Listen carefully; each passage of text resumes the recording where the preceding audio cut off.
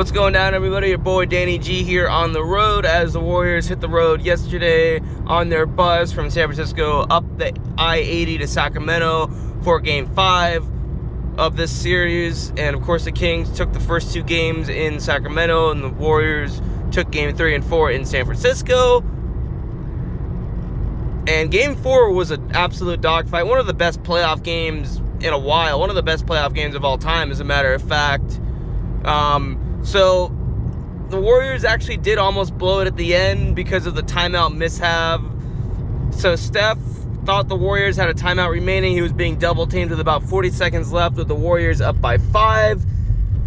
And he calls a timeout, even though they did not have any, which resulted into a technical foul. And a lot of people were comparing it to a Chris Webber play in 1993 in the Final Four, where he thought that his team, Michigan, had timeouts remaining when he was being double teamed, but they didn't, and he called a timeout, which resulted in a technical foul.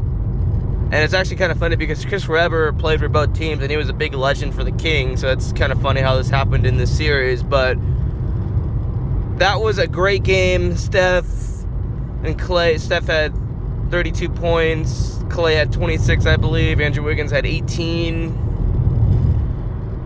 So the Warriors were they didn't look good when they were turning the ball over. But once they started limiting the turnovers, they took momentum of the game. And the Kings ended up having some costly turnovers at the end as well.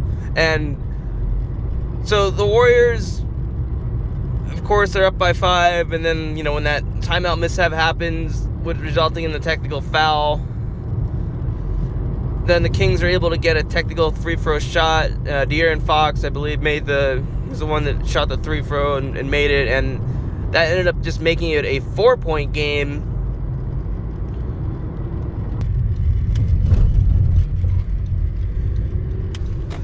And then De'Aaron Fox makes a 3, and that just makes it a 1-point game.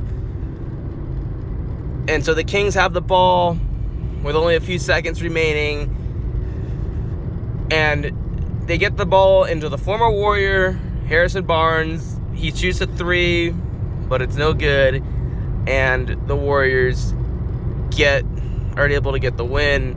But man, that was a close one, and a lot of Warrior fans are making jokes about Harrison Barnes being the one to take the final shot. And of course he doesn't make it. Now, hey, I love Harrison Barnes as a Warrior fan. He won us a championship in 2015. He was on the first championship team, and of course, he was drafted in the same draft as Draymond Green in 2012. So I got love for Harrison Barnes. I know he struggled a lot in the 2016 finals. He missed some costly shots, especially in Game 7. And a lot of people are like, oh, finally, Harrison Barnes was able to benefit the Warriors by missing a 3 in a playoff game. But hey, I got nothing but love for Harrison Barnes. And hey, he very well could have made that shot as well anyway.